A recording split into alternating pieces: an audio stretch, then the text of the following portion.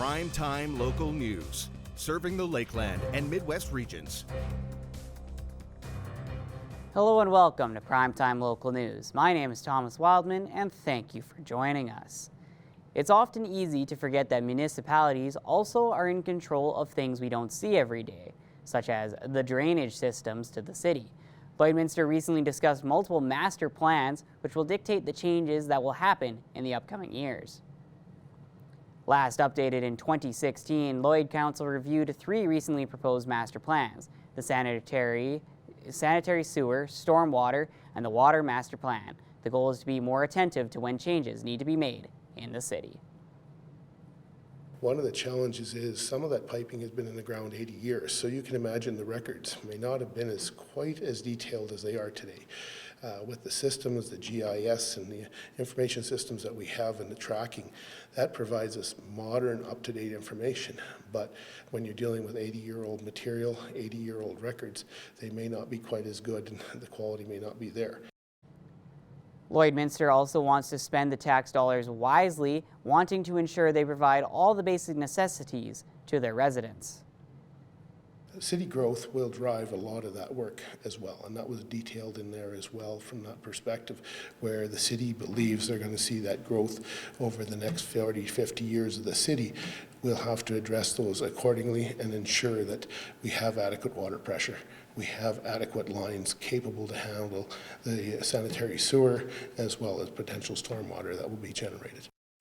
Changes to the city's drainage systems may be seen as early as next year.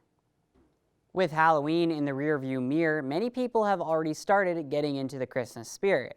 This includes the Lloydminster District Co-op.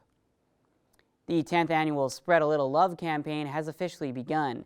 Seniors' names are written on a paper ornament and placed on a tree at co-op locations. People can then grab the ornament, buy the gift, and deliver it back to one of the co-op locations in Lloydminster. We collect gifts, and they end up going to senior homes and whatnot. So it's just thinking of them on a special day. It's a little extra for, like I said, for some of the people that have been so influential in our community and helping grow it from the past. So the campaign gives anyone a chance to help out the community by buying a small gift for someone who might not be able to afford it during the holidays. We're grounded in community as a co-op, and it's community, right? It's giving back to the community and our members, like I said, that have been part of this growing our community. So we want to just give back to our legacy members for sure. All gifts will be delivered to the seniors by Christmas Day. Abby St. John is back at Border Paws Animal Shelter for our weekly edition of Pet Project.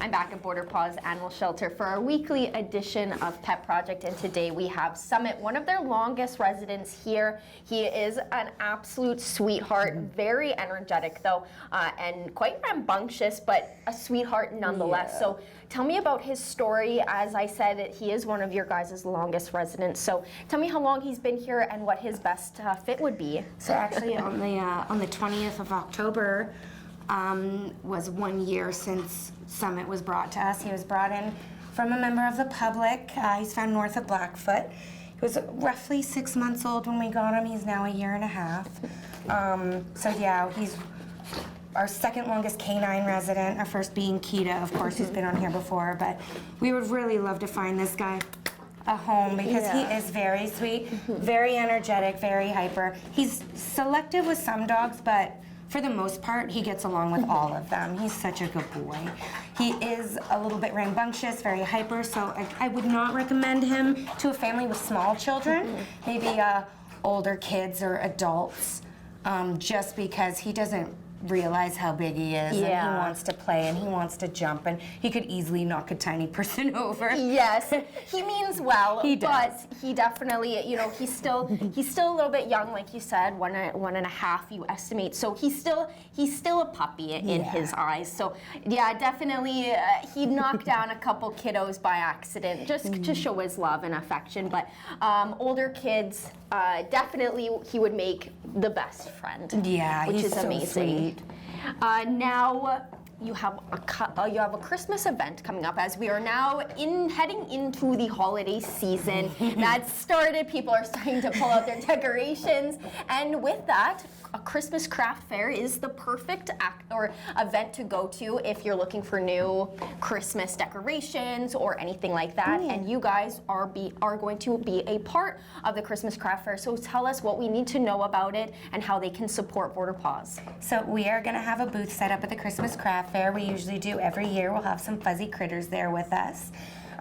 We'll also have information and pamphlets about our volunteer program, about our foster program, things like that. So even if you're not quite ready to adopt a new animal, we do have information where you can help out in other ways, which is huge. Like volunteers are a big part here too. Like we need them all the time. We're never not going to need volunteers. So if that's something that you're interested in, definitely come on down and check it out. You can also get that information here at the shelter or on our website as well. And who wouldn't want to spend some hours with these adorable animals? That's in itself payment enough, especially. So if they are interested in volunteering, what information do they need to do, or where do they need to go to find that information? So our volunteers need to be at least 16 years of age to be here without a parent or a guardian. The applications you can fill out either on our website or here at the shelter. And any other questions that you may have, feel free to give us a call. Ask any of us. We'd be more than happy to help you out, help us out. Yeah, baby, I know, he just loves you. I know, and I love him back. Now, you guys had a few events that happened that were all extremely successful. You had the Halloween haunted house, and then your PetSmart event, and then also the Babs gaming as well. So tell me how much you guys were able to raise and how successful those events were. So between all three of those events, we raised over $4,000, almost $2,000 for the haunted house, $1,500 with our PetSmart event, and then about $1,200 with other various things. So we're just extremely grateful to the community for coming out and showing the support, coming to see the haunted house. Sorry I made a bunch of your kids cry. But it was extremely successful, and we're hoping to turn that into an annual event. We're also looking into doing maybe a Christmas Winter Wonderland type thing in the next coming months. So pretty excited about that. So just huge shout out to the community for really coming through for us, and these guys, I know they won't be able to tell you, but they appreciate it too so much. And it's wonderful and perfect timing also due to your sick and injured fund needing to be replenished. This definitely will go a long way and continue to as well. And now kind of going off of that, same question as always, what are the donations that you are in need of? So we are going to be in need of things like the Canadian Naturals dog food. We use the lamb and brown rice. And for the cat food, we use the turkey and salmon. You can find those at Pet Planet for sure, and possibly Pet Value as well. So you can go and ask for those there. We're in need of gauze, 3 milliliter syringes, toilet paper, poop bags for the dogs, because we do take them off site to walk them so they can get a little bit more outdoor time. We're also in need of things like cat bedding, bleach, steel buckets, things like that, and also warm sweaters, coats, and boots for our doggies, size large to extra large, because all our dogs are bigger breeds, and with the colder months, they're really susceptible to frostbites. We don't keep them outside. But to walk them, we want to make, they still need to get some outside time. Yeah. And it's really important to, if you do own a pet, to keep an eye on the weather, because if you're cold, they're cold. Yeah. They can easily lose their tails, their ears, things like that, just from being left out in the cold. So also very important, please spay and neuter your pets, because there is an overabundance of strays around the city, and all the rescues here, we're limited on space. We can only take so many, and it can be quite emotionally taxing, especially when you see this stuff and it's preventable. So please please spay and neuter your pets and bring them inside when it's cold. Yes, always great reminders, especially as we are heading into those colder. We're seeing a little bit warmer temperatures at some days, but we are getting to those freezing temperatures, and it is very important to make sure you watch the signs your dog or even your cat are giving you, because they're similar to what humans show. As I've spoken to vets for this purpose, it is very important. So great reminder for those, and it's always great to remember that your pets do feel cold when just like we do. So amazing. And Summit, he was an amazing guest, and hopefully this will give him the push to get him his forever home finally. So thank you for joining me. Thank you. So he's a purebred good boy, I can tell.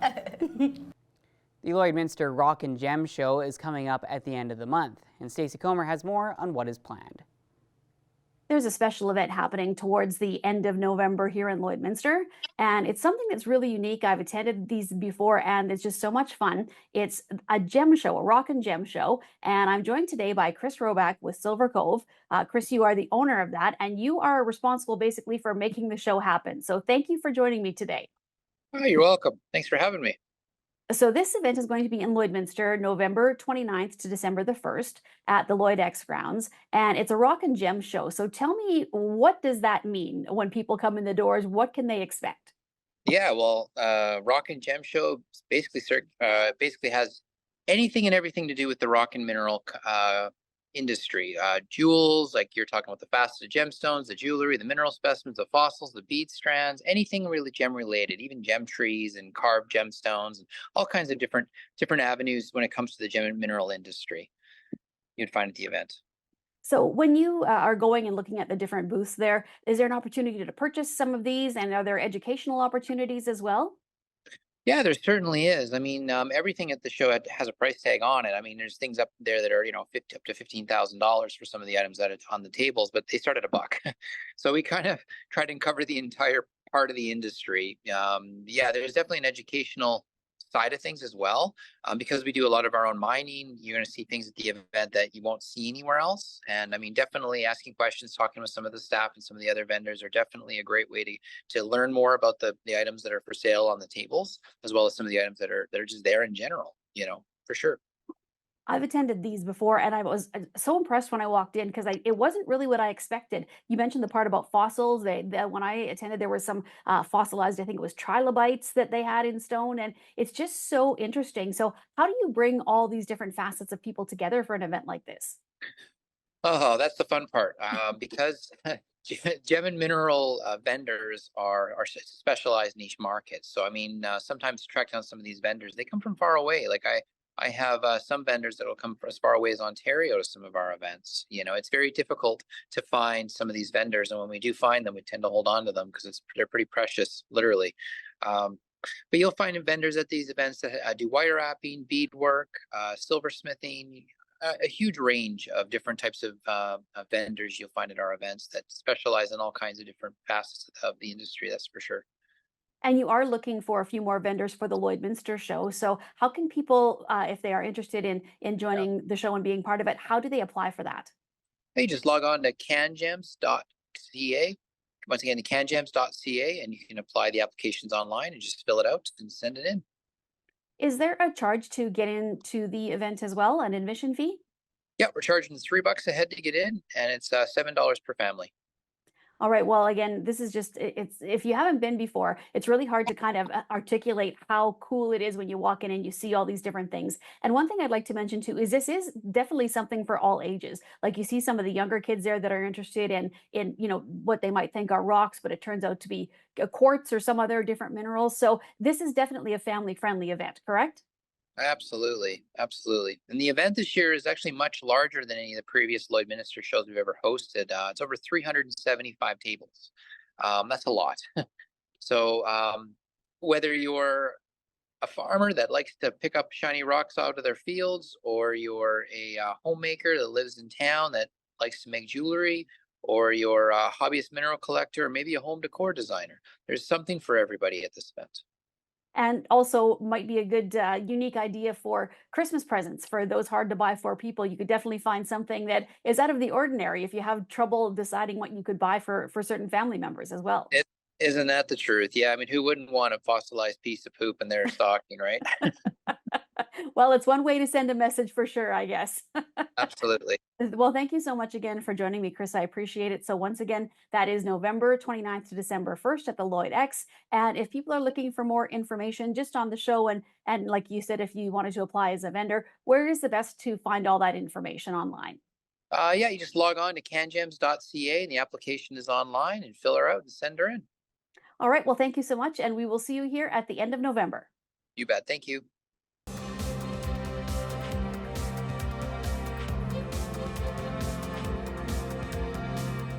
The Lloydminster Bobcats are preparing for their game against the Devon Extreme tomorrow at the Civic Centre. The Bobcats had a solid October, winning 6 games, and are currently sitting third in the AJHL North standings.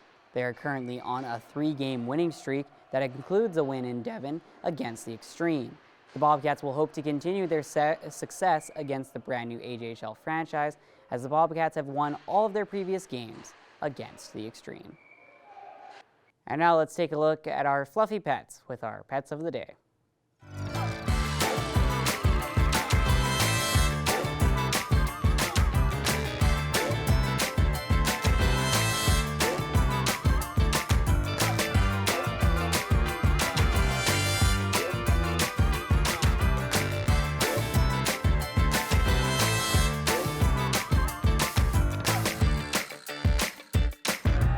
We want to see your pets. Send photos of your pet and their name to have them featured on Pet of the Day.